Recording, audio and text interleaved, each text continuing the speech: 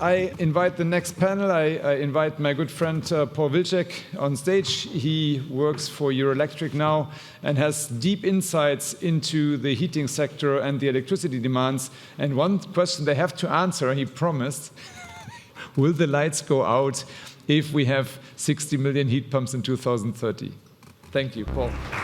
So this panel is not called Will the Lights Go Off, but something similar, Will the Lights Stay On, and security of supply questions. So here I would like to invite our distinguished panel. Firstly, Daniele Agostini, please come on stage, Head of Energy and Climate Policies, Enel Group. Daniele has a wealth of experience in these questions, responsible for overseeing policy analysis and corporate position development, member of the board of IETA, and also committee chair at Euroelectric. Next we have Frédéric Fontaine, Head of Regulation, Strategy and Development at EDF, the Division Customer Services and Territories branch. Please welcome. Sandra Trittin, CEO and founder Futurize Energy. Sandra has also a wealth of experience. 12 years ago, you founded TICO and are very busy on flexibility solutions, integration of e-mobility. And last but not least, Tim Montag, Director, Industry X, Accenture. You are leading the power system operation practice and Accenture consulting TSOs and DSOs across Europe. Welcome all. So very excited with this panel. But firstly, in the spirit of audience participation, we were thinking we're all fans of audience participation. So we will ask you first as the audience, will the lights stay on? Do you believe that the lights will stay on with these millions of heat pumps installed, with ongoing electrification, rollout of renewables and e-mobility? Will the lights stay on? Please raise your hand. Let's see. Who's optimistic? Who's pessimistic? That's not I see a bit of a mixed view. Confident audience. You have data? Okay, yeah, all right. But I did not see all the hands raised, right? Well, let's come back to this question after you heard the panel. Heat pump fans as well. Yeah. I thought you were working in the industry. Yeah, right. But it's a mixed picture. Well, I will sit down. Let's go on and start maybe with some introductory remarks. How do you see, and we can maybe go on like this here in this sequence with some introductory statements. Will the lights stay on? Security of supply considerations with this massive rollout of heat pumps. What do you think, Sandra, is going to be key, and your concern, your key challenge in the future? So, as you heard, I'm working for a long time in flexibility, and with TICO Energy Solutions, we have been connecting heat pumps since 2012 to be leveraged for flexibility. So, the question is like, for sure, the increase in electrification of heating in general will bring more load on the grids for sure. One thing is that this is not going to happen from today to tomorrow, right? I mean, we have a quite speedy plan and we are pushing at all angles where we can, but it will develop over time. Mm-hmm. So this is one thing where I think the lights will stay on. The second thing is as well, for sure, they bring more load, more energy demand on the grid, but on the other side, they can also be a huge source for flexibility. They can be leveraged as a storage system, so they also bring their advantage. So I don't see the supply of energy, let's say, in a huge trouble. For sure, there will be challenges, and don't forget the same in e-mobility, right? There will be local challenges where you have a local grid and you have a local grid connection point which will run in overload, which need to be replaced. But it's not going to be that we need to restructure full Germany or full Europe with new lines and transmission lines for tomorrow. Yeah, so a gradual development that will give us effectively the time to adapt accordingly. Great, thanks a million. Daniela, from your perspective at Enel, from a more utility point of view, what are your key concerns and solutions possibly at hand? Sure. Well, I think the question is a very good one, and it's been hopping around for the last couple of years. Will the lights stay on? And the answer is yes, of course. Enel operates distribution systems in a number of countries in Europe, also in South America. Now, the real question is resiliency of the grids, but the resiliency to what? So if you look at heat pumps, definitely the lights will stay on, and I'll explain to you why. But there's other dimensions that we have to be more careful to. The lights may go off, because of weather events. Societies are still not in the mindset that extreme weather events are going to increase. So the lights may go off, but because of weather events, and we've seen this over the summer with the fires, high temperatures, who have put to undermine the effectiveness of grids, in the winter with snowstorms. So I think there's other reasons for which the lights may go off, and we should be worrying about those. So weather events, but also cyber attacks. So again, the load is not so much of a problem. Actually, we see it as heat pumps as the solution, as an opportunity. Why? Because heat pumps are actually there to provide the flexibility. The technology exists. I mean, it's a mature technology. It relies on ICT, which is pretty mature. So in that sense, houses need to be insulated, and that's also another mature technology. So the technologies are mature to make heat pumps an opportunity, especially because buildings are an interesting creature. They're slow. There's a thermal inertia. So if you turn off a heat pump, I'm being taught by the specialists, and we were talking ahead of the panel, for an hour, the user is not even going to realize it. And that's an immense opportunity in terms of flexibility. So the technology is there. What are we missing? It's the regulation. Regulation does not require a lot of investments. And so we need regulation of grids in terms of anticipatory investments, in terms of getting the regulators in the mindset that if you need to make grids smart, the balance between CapEx and OpEx is going to change. Because if you have to upgrade your software on your grids, it's got a completely different nature compared to changing the wires. And of course, there is the problem of the market design. And we've been talking about that for a lot. There's been a lot of progress with this last revision, which allows flexibility products at the TSO level, but we need to go further down. We need to go down to the distributor level, where flexibility products are at that scale so that we can make sure that the heat pumps really become an opportunity. And I'll leave it to that for now. Thank you. Thanks a lot, Daniele. So an expansion of the notion of security supply also to resilience, more in general, cyber resilience and hard resilience in terms of extreme weather events. Well noted on that. Thanks a million.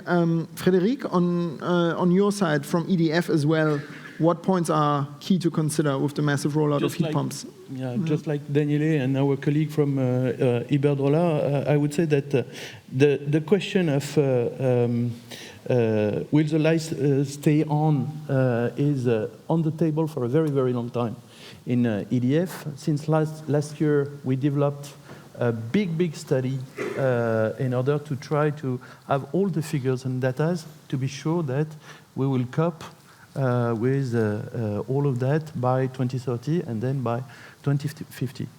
I won't enter in the study that is very, very huge because we make a huge photograph on the what is the park of heating in France, with the habits of the consumers, with the climate, with the different regions, and so on. So I won't enter into details.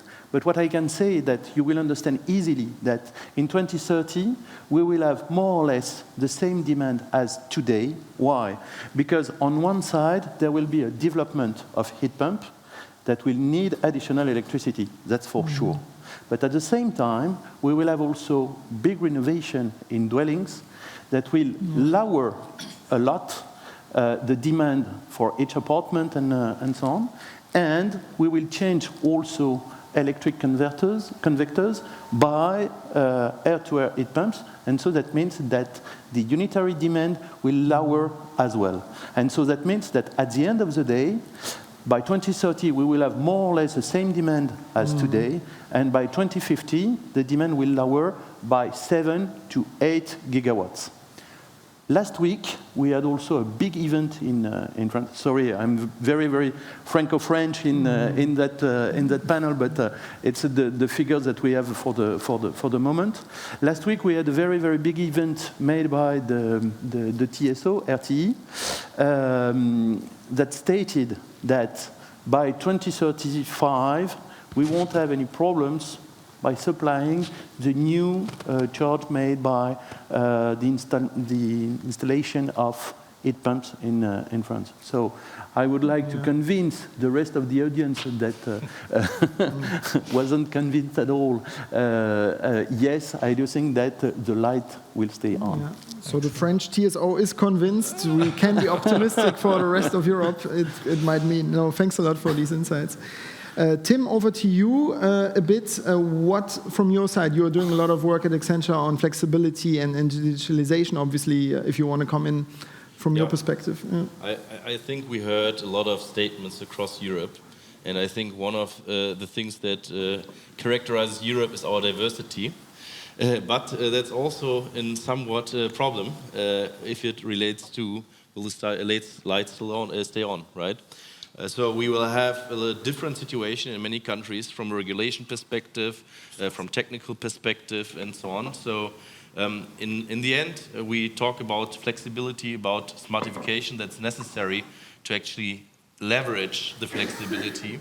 And at the moment, we see that there is a lot of different approaches from a market perspective, from a technical perspective, standards perspective. We had a lot of discussions here today and yesterday as well, where people were talking about the communication inside the house with maybe EE-bus or Matter or some other technologies, and that we are somehow trying to leverage this at the moment.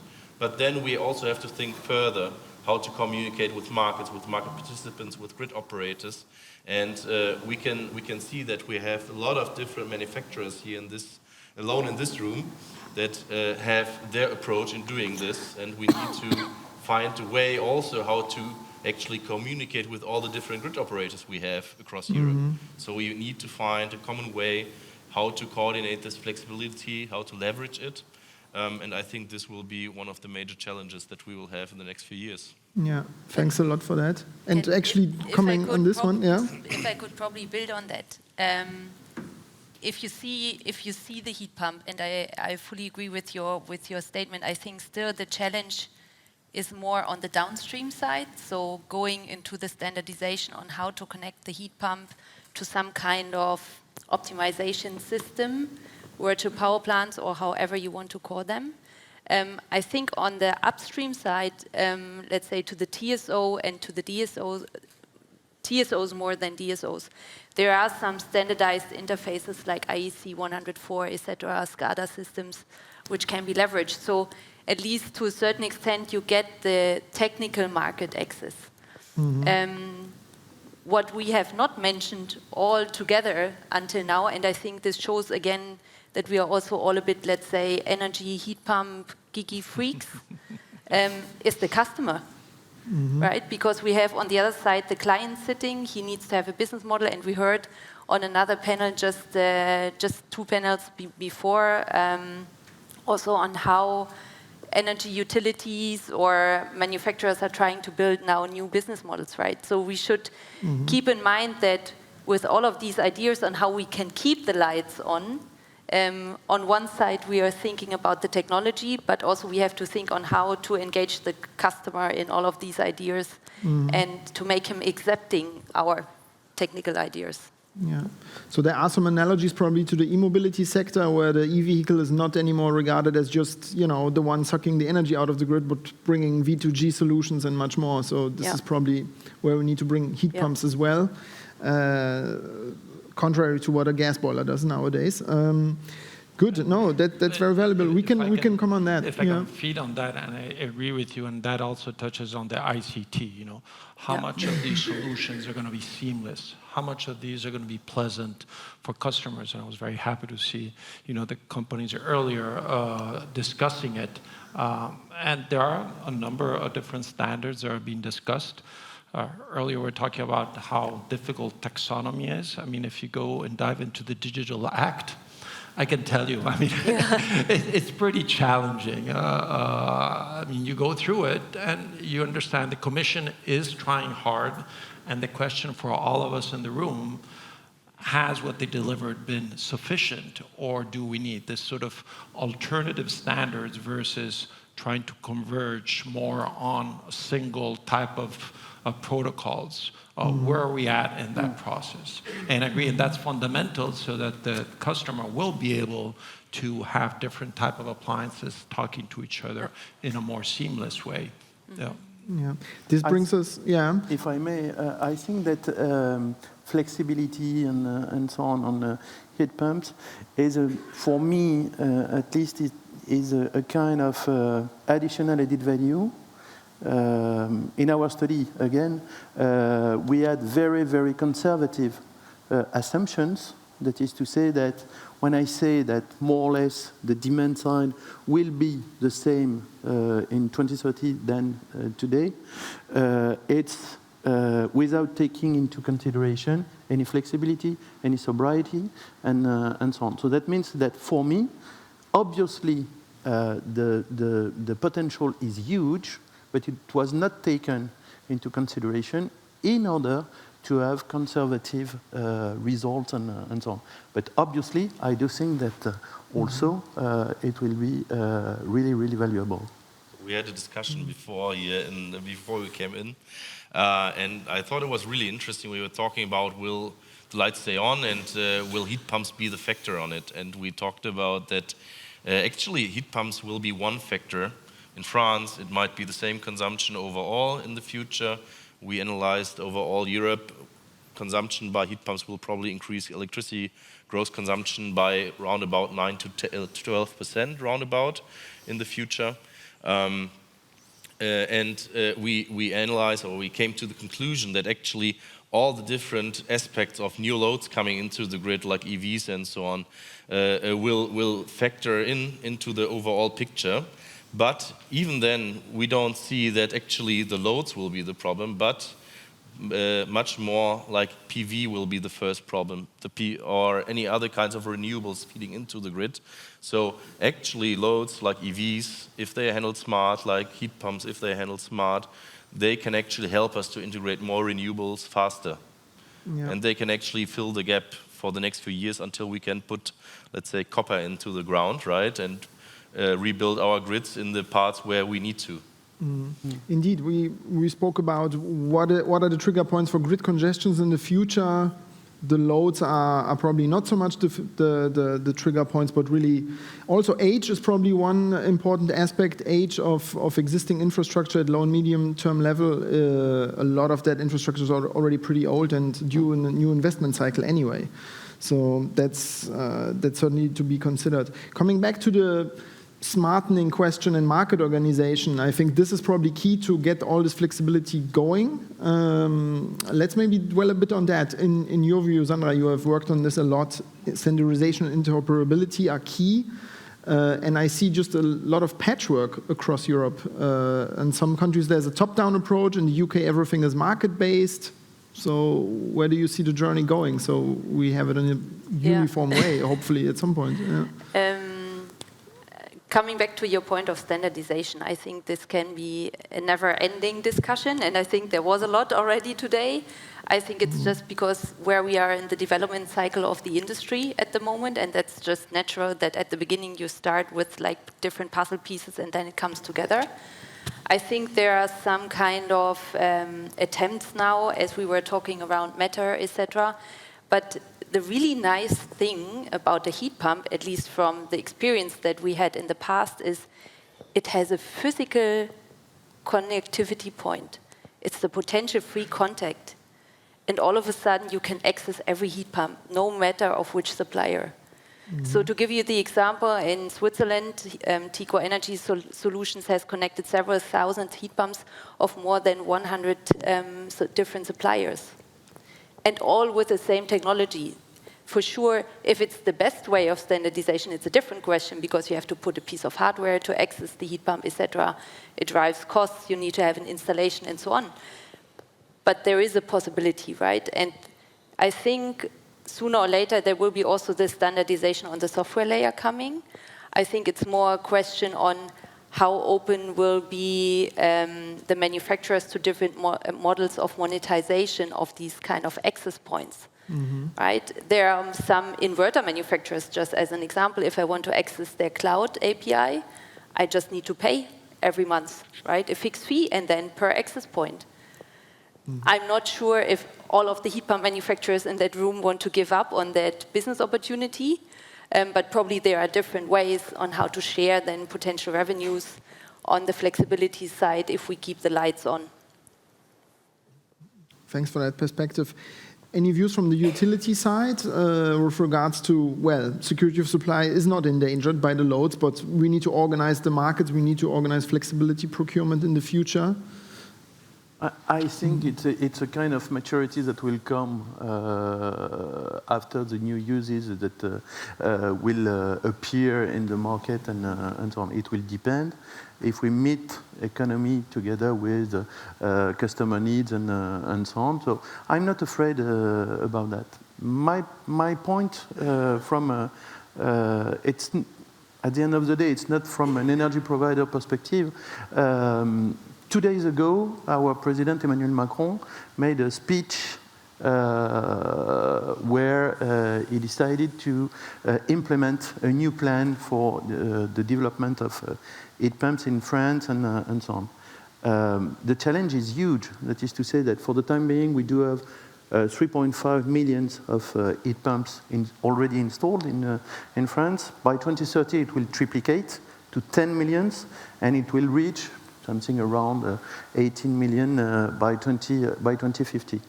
The point is that in order to cope with that, and we need to cope with that if we want to meet the objectives of Europe, the French objectives as well for decarbonization and so on. If we want to cope with these objectives, then we will need to have all the logistics made for that. That is to say, first of all, to be sure that we will have all the devices to be implemented. And second, we will need also to have 30,000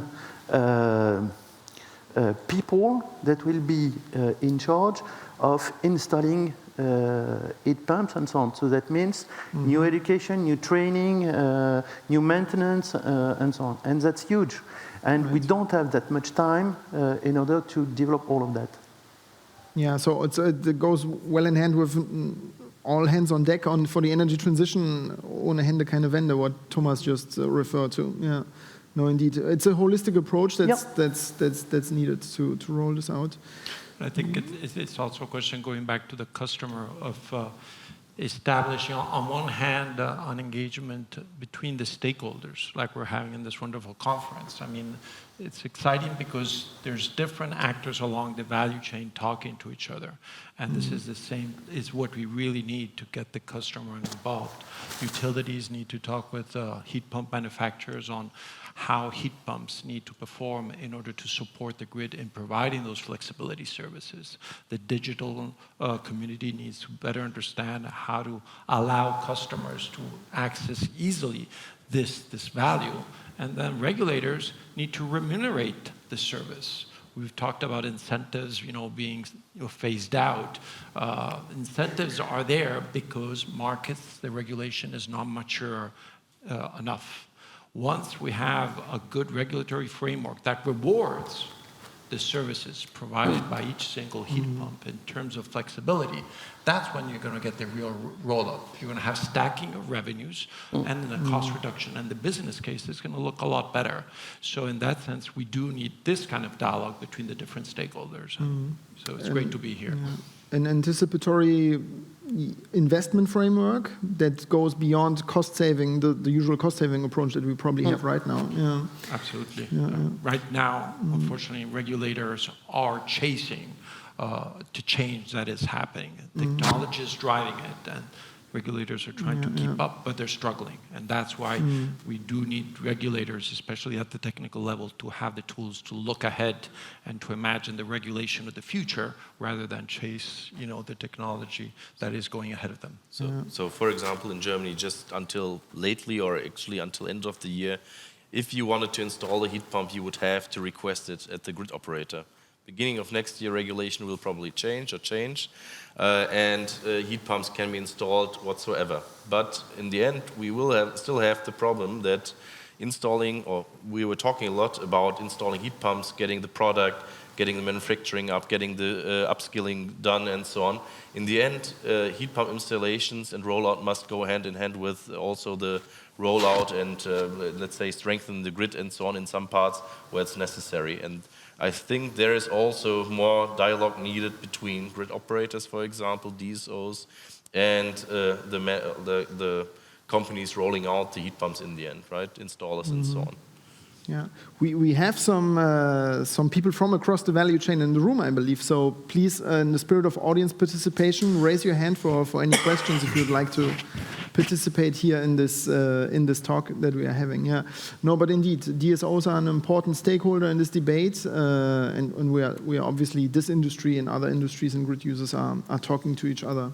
Just one fun fact: 20% of all grid building measures at the moment in Germany are delayed because of regulation, because of approvals that are needed and so on, which are stuck because they have to be handed in by paper. Yeah, and this is a paper trail that we cannot need if we want to be successful with building heat pumps. Yeah, but another fun fact also, similar to Marta, I wanted the heat pump and couldn't get one. Maybe it has something to do that we live on the outskirts of Brussels. But, no. I can tell you, I ordered one in February. They did the drilling last week. In Germany? No, in Switzerland. Ah, okay. And the heat pump arrived at the same time. So I think that's natural. That's normal at the moment. I would even raise the question based on that: will the lights stay on without heat pumps? Right. Yeah. Because for me, they are a big. So on one side, they are like a big storage system for the home itself. So what we have seen in self-consumption schemes, and it was raised before, right, between solar and heat pumps, there is a huge overlay in terms of the consumption and production profile, so it fits perfectly together, especially with the water tank as a heating system.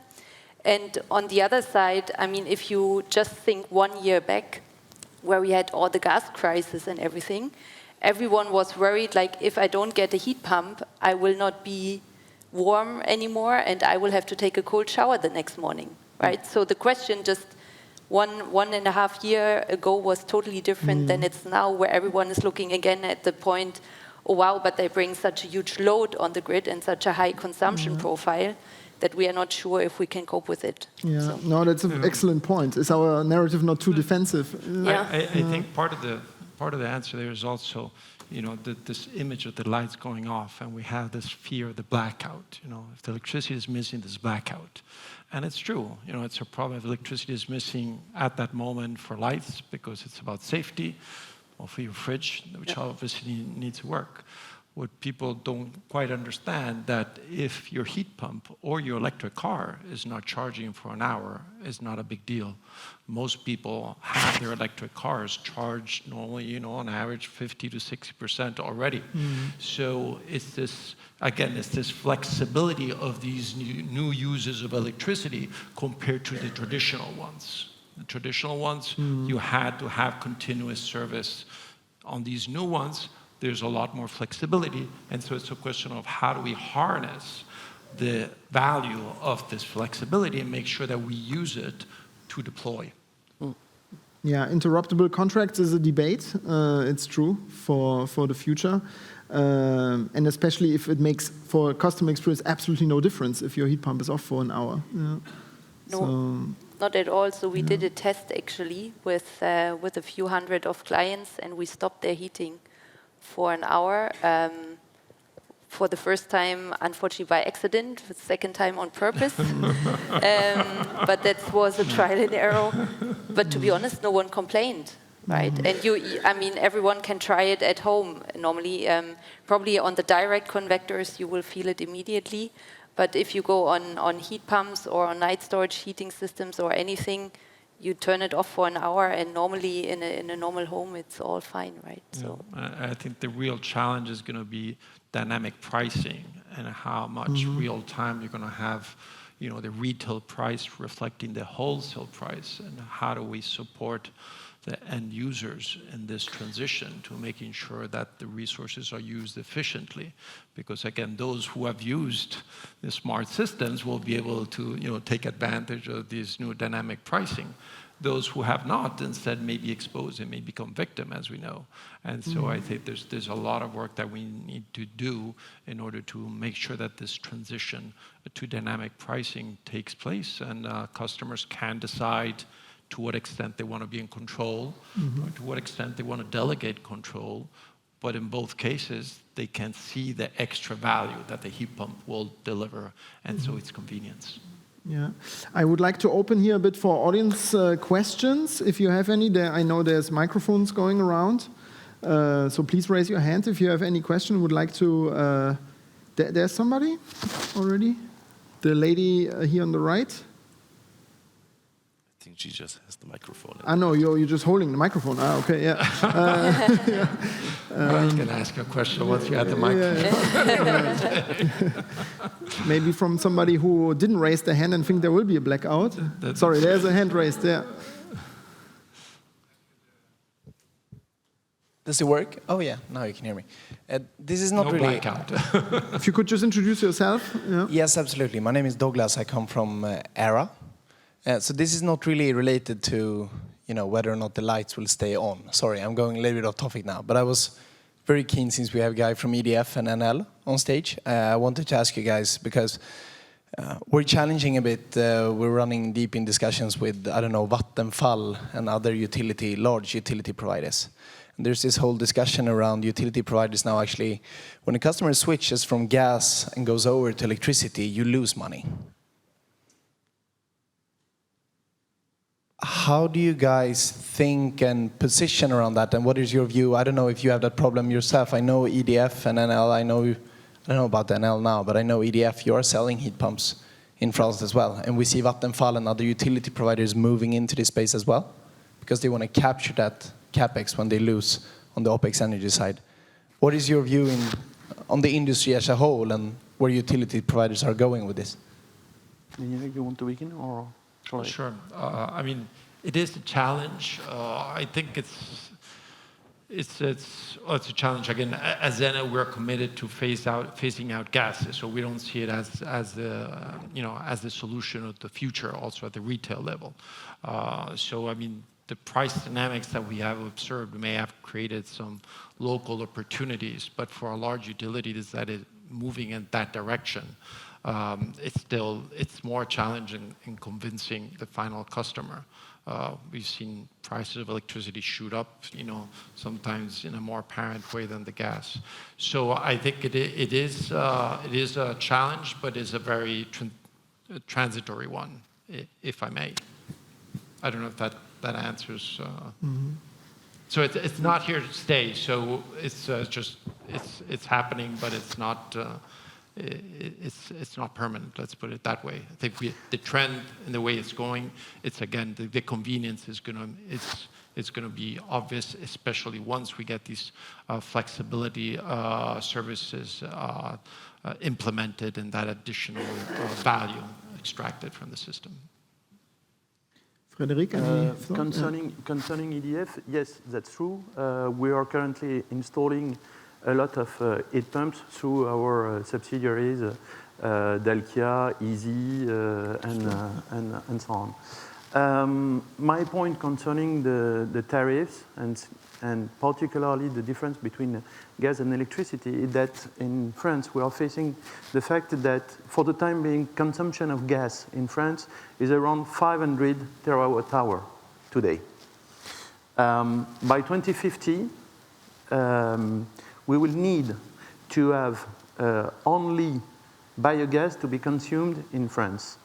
And the potential of biogas in France is around 100 to 130 terawatt-hour. So that means that there will be a huge decline of gas in France, I would say naturally. This huge decline will make several things. First of all, the cost of the grid, the tariff of the grid will increase dramatically. Why? Because when you do have more or less the same grid with 1/3 of the customers, then the price for each customer will be 3 times the price, the previous price. That's the first thing. Second thing, the cost of biogas is around 90 to 100 euro per megawatt hour, which is quite huge. And so I don't think the comparison between a peak of electricity we had last year, for instance, and the price of the gas on, I would say, a long-term trend will be exactly the same. And that's the reason. And last but not least, we do see also that in normal, I would say, use, some consumer associations in France made some studies, and what we can see is that the difference between gas and heat pump is a reduction in the invoices between, let's say, 33 and 50%, at least for each dwelling. So all of that makes that at the end of the day, comparison is quite difficult between tariffs in gas and electricity. Yeah.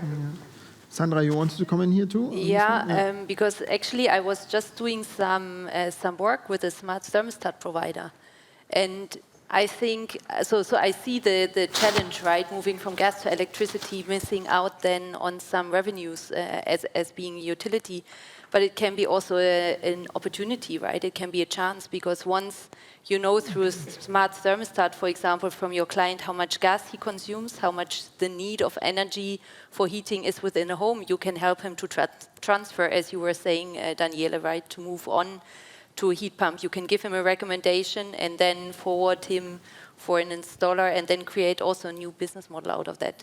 So these are also new ways of doing business, I think, which are just evolving now, because we are just at the starting point of that change. There's another question here in the back of the room. If somebody, do you have the mic? Yeah. Hi, I'm Thomas. I was the speaker for the keynote at 2 p.m. Quick question building on that. So what I see, I look at the latest data on gas consumption in Europe. It declined by 13.5% in a single year. But the gas grid that we have did not decline by 13.5%.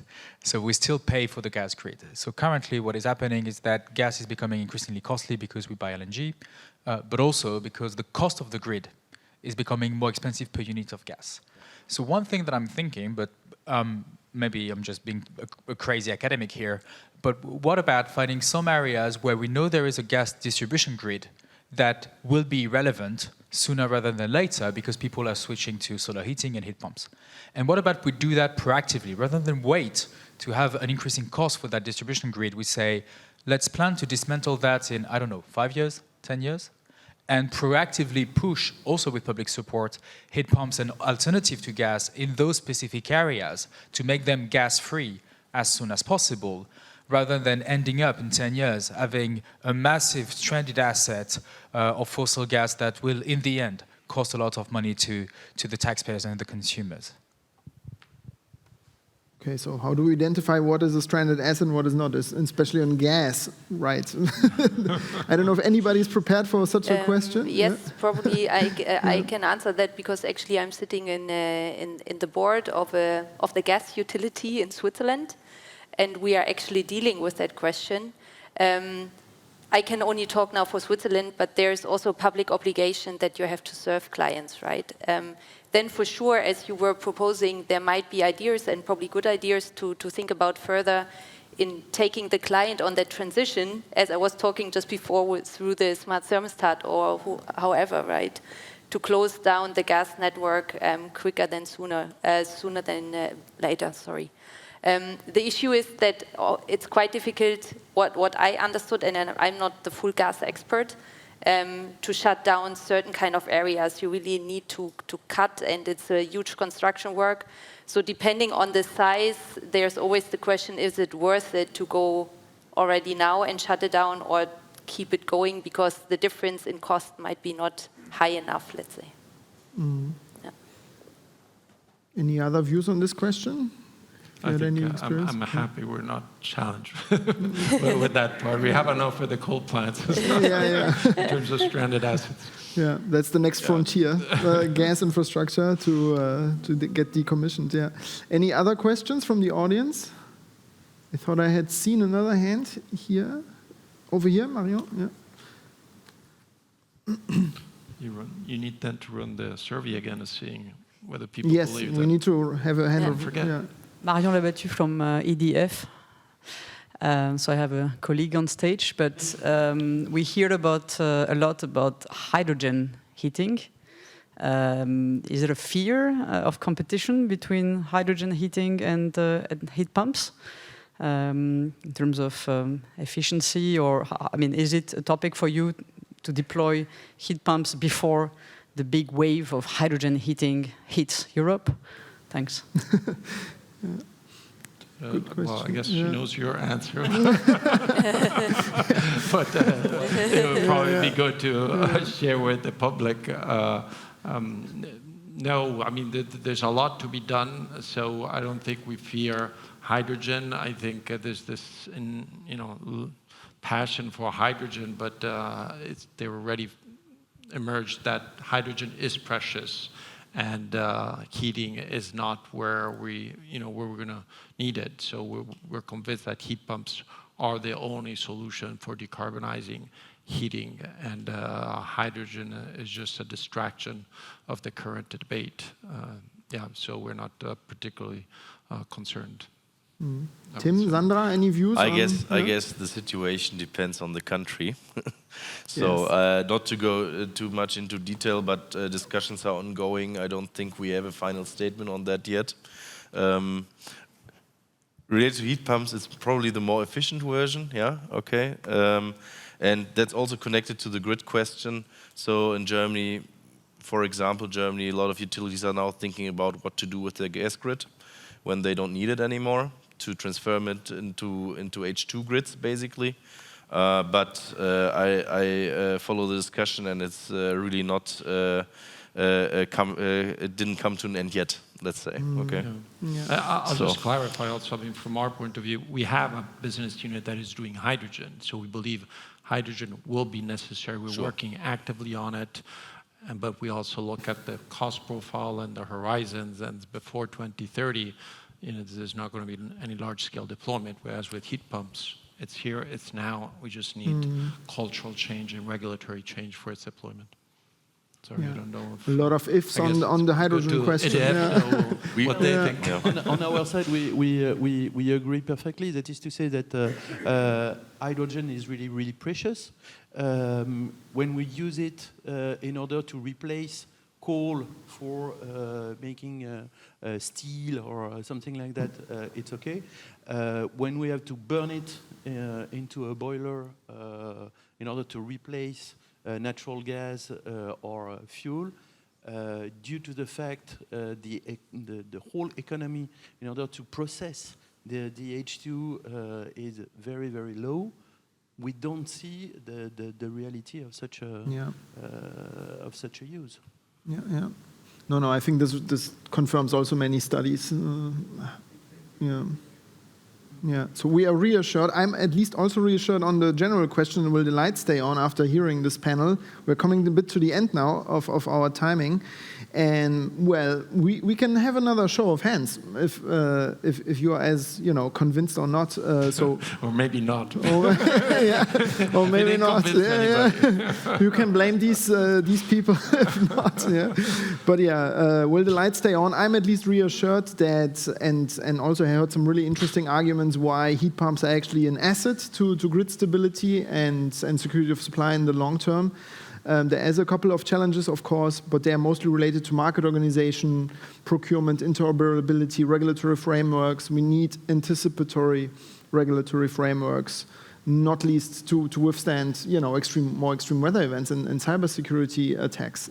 I believe these will be the huge threats, if at all, these sort of force majeure events we need to brace ourselves for. I think also this transition of the support, we've seen this wave of support during the energy crisis. And again, in NL, I was also following the reform of the renewable energy incentives. And there's a lot of lessons to be learned to understand how now to taper that support rather than having another boom and bust cycle. In the last panel, we talked about how, next year there's going to be too many heat pumps because, everybody geared up, but the support may not be there. And so it's going to be very cheap. And here I think the question is, how do we make sure that the regulatory framework has a good way of calibrating that support so that it accompanies this deployment rather than have these boom-bust cycles that we've seen in Italy as well. In Italy, we have super generous incentive. Now the government, again, is discussing whether it should be renewing it or not. It went from 110%.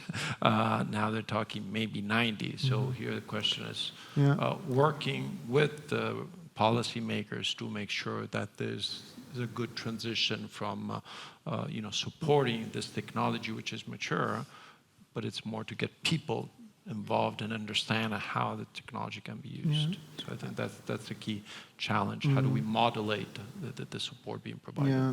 Thanks a lot. I have the signal that we need to wrap up. I'm sorry to interrupt, to nip this in the bud. We can discuss further over the coffee break. Thank you so much to this panel. Please give a hand to this panel.